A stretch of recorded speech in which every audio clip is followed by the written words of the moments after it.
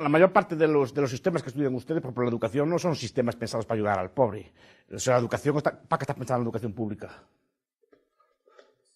Para educarlos y darles de leer. ¿Para qué creen que está pensada la educación pública? Para que te vendan del sistema del Estado. Es el sistema central. Supuestamente se vende como ayuda. ¿Cuál es el pensum, cuál es el currículum de un chico o una chica como ustedes que estudian en la escuela? El contenido, ¿qué es lo que estudian?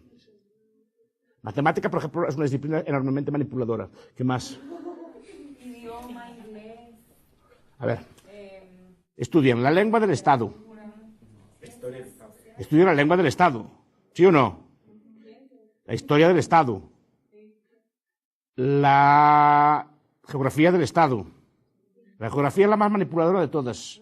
Creo que con las matemáticas. Y parecen las más simples. ¿Cómo va a ser manipuladora? La geografía, porque la geografía es la que les hace a ustedes tener una visión geográfica del Estado. Es decir, ustedes en su infancia seguramente les daban un mapa de Guatemala de plástico y lo tenían que cubrir, ¿a que sí? Y dibujar. Y en vez hasta que les quedaba en la cabeza grabado el mapa.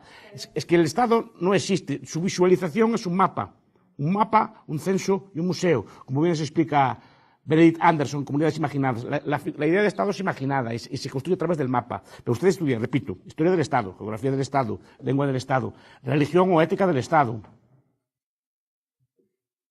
Algunos países son confesionales y enseñan una religión en las escuelas, otros enseñan una especie de ética cívica, que es la que les gusta a nuestros amigos así. Que consiste básicamente en ser buenos ciudadanos, pagar impuestos, obedecer lo que nos mandan los gobernantes, ¿no? Y después asignaturas como matemáticas, muy sesgada.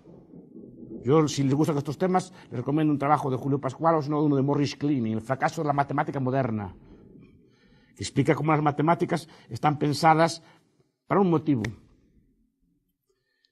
La matemática está pensada para separar a los padres de los hijos. Es la que dice esa cosa. A ver si me explico. La matemática moderna, no sé qué tipo de matemática estudian aquí. En mi país estudian matemática muy abstracta. Estudian la matemática menos útil que existe.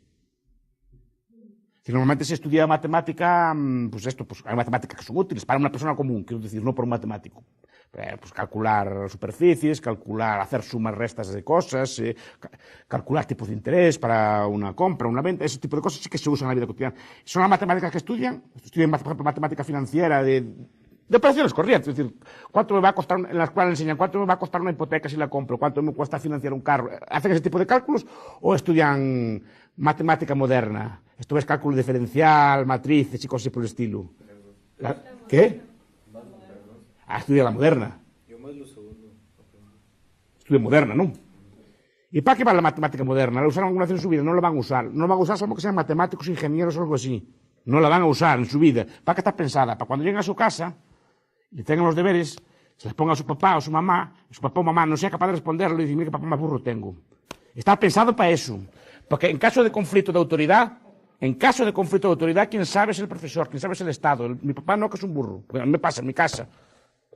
Yo no tengo hijos ni nada, pero tengo sobrinos. Entonces mi hermana estudia una carrera, también es lista, pero viene mi sobrino, me enseña esas cosas, mi hermana no sabe hacerlo, mi hermana estudió letras, es germanista, es filología inglesa y germánica, pero sabe mucho de literatura, esas cosas así, pero le llega es una persona letrada, quiere decir que llega con esas cosas, mi hermana no es capaz de hacerlo, mi mamá qué burra eres, le dicen así, no se me explico. ¿Cómo que burra? No se me explico. ¿Cómo que burra? Es una persona letrada, con sus estudios, su edad, como que es una burra. ¿Quién le dice que es una burra? El profesor, ¿quién sabe? El niño que ve, ¿quién sabe? El gobierno, mira que listo es el profesor que sabe hacer estas cosas tan complicadas, que no valen para nada. Si me explico. Que además que se cambien, está pensado para eso. Para eso. Mira una pregunta. Usted había dicho que hay que privatizarlo todo y por su postura lo entiendo, pero yo sí encuentro cierto conflicto en privatizarlo desde el inicio. Porque, por ejemplo, con las personas que no tienen recursos, o sea, ¿cómo les va a privatizar desde la forma en la que tienen a su hijo? O sea, y si necesitan asistencia médica y no puede pagarlo, o sea, ¿qué solución plantea usted? Porque yo personalmente sí encuentro un conflicto en eso. O educación, yo digo, ok, que sea como pública hasta cierto grado, y después ya que se inserten en un mercado privado. Pero qué piensa eso, pues? Lo que estoy diciendo es que hay fórmulas privadas de atención. Normalmente si dejamos al mercado libre, si dejamos al mercado libre operar, normalmente todo es mucho más barato. Yo, por ejemplo, repito, yo no tengo hijos, no sé cuánto cuesta, pero lo que me dicen mis hermanas y así, dicen que los libros de texto cuestan un montón de dinero y se los mandan comprar además. O sea, creo que cuesta 300 o 400 euros por cada niño y por cada año libros. 400 euros son 3.000, 4.000 quetzales por niño. Así a ojo, ¿no? Y digo yo, vamos a ver, con 3.000 quetzales o 300 euros puedes comprar una tablet o casi un iPad o una cosa por el estilo. Y bajar los libros de internet, ¿no? Porque no los hacen así, no es mi explico. Y así no tiene que andar a comprar cada año los libros. Pero, digamos, hay sistemas que uno regresa los libros, renta los libros. ¿Pero por qué no los cuelgan en internet? Y acabamos antes, y va cada niño con su cosa, como van ustedes todos aquí. No sé si me explico. ¿Por qué tienen que comprar cosas? ¿Por qué tienen que...? A ver si me explico. Cualquiera de ustedes es capaz de enseñar a leer y escribir a un niño. Cualquiera de ustedes. Y no solo eso, es capaz de enseñarle las primeras cosas. ¿Por qué tiene que ser una cosa pedagógicamente así? Y hasta cierto nivel, ustedes pueden educar a un chiquillo. A lo mejor en cosas más elaboradas no, pero hasta cierto nivel, las primeras letras, seguro. Y cierto nivel de conocimientos de algunas cosas, de literatura, así seguro que es capaz de darle. Por lo menos los básicos es capaz de dárselo. ¿Por qué se obliga a tener que estar en una escuela con profesores? Porque los que nos gobiernan quieren que pasen por allí. No solo eso, quieren que pasen obligatoriamente. No quieren que aprendan lo que ellos dicen que tienen que aprender, que es muy distinto. Y se nos vende como un servicio. Dice, ¿cómo se puede financiar eso? Primero, en Mercado Libre sería todo mucho más barato.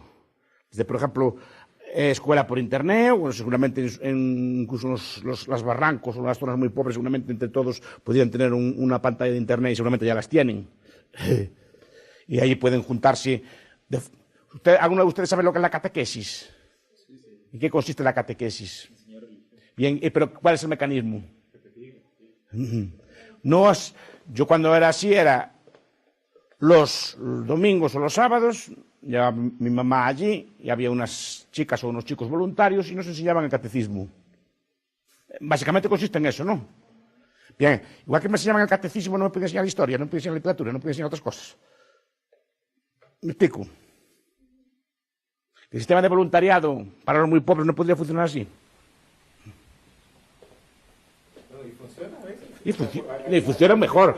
Hay un señor que se llama Tuley, si le gustan estas cosas de la educación, que explica cómo son las escuelas en el África más pobre.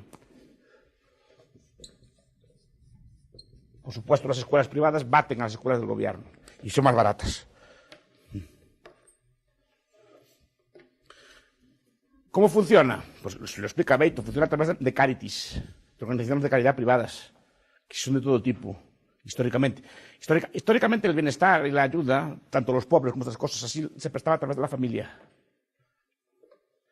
Fue una institución básica pues, de cuidado de los niños y de los ancianos. Es decir, todos ustedes, sean ricos o pobres, hubo una época de su vida que fueron absolutamente incapaces. Hasta los 4 o 5 años, ustedes, ricos, pobres, de la mejor familia o de la peor familia, son absolutamente incapaces. ¿Quién cuidó de ustedes? Ahí teníamos un ser desválido, usted cuando era pequeño o no. ¿Quién cuidó de ustedes? ¿Y cuál es el problema? No, el Estado. No fueron criados por el Estado, fueron criados por sus papás y sus mamás. Ahí está. No fueron criados. Y no fueron atendidos. La pregunta está, ¿qué es más importante? ¿Comer y vestir o la medicina? ¿Qué es más importante? ¿Ustedes qué piensan? ¿Qué? Comer y vestir. Mire. Más comer que vestir. Aquí no. Aquí vestir igual no importa. En mi país, un día de invierno está muerto. Está muerto en 2 horas. No está muerto en 2 horas. Si no tiene vestido, está muerto en 2 horas. No, pero comiendo y vistiendo, uno se ahorra. Y sin comer, mire, el ser humano es una máquina bastante bien hecha. Si estás bien alimentado, no tienes por qué enfermarte y tener que consumir. También, pero digo, normalmente el ser humano es una máquina bastante bien hecha. La mayoría de los seres humanos, su máquina, el corazón y todo, anda perfectamente 75 años sin reparación. Pues hay una edad que empieza como los coches, empieza a averiarse. Pero normalmente aguanta muchos años sin averías, ¿sí o no? Y muchos de ustedes seguramente, algunos irán, muchos de ustedes seguramente hace años que no pisan un médico para una enfermedad, no para una revisión, para una enfermedad, ¿sí o no? O no tienen por qué ir al médico, son gente más o menos sana, se le ven el color, que son sanos y fuertes y así, ¿no? En cambio, sin comida, ¿cuánto tardan en morir? Una semana. Una semana o unos días. Y con graves daños después de una semana, ya quedan muy tocados, muy afectados.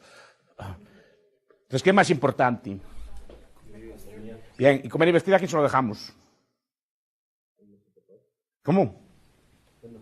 Al mercado. Y sus padres van a la tienda y compran comida para usted. Claro, es decir, pero digamos que la asignación, la provisión de comida y vestido es de mercado.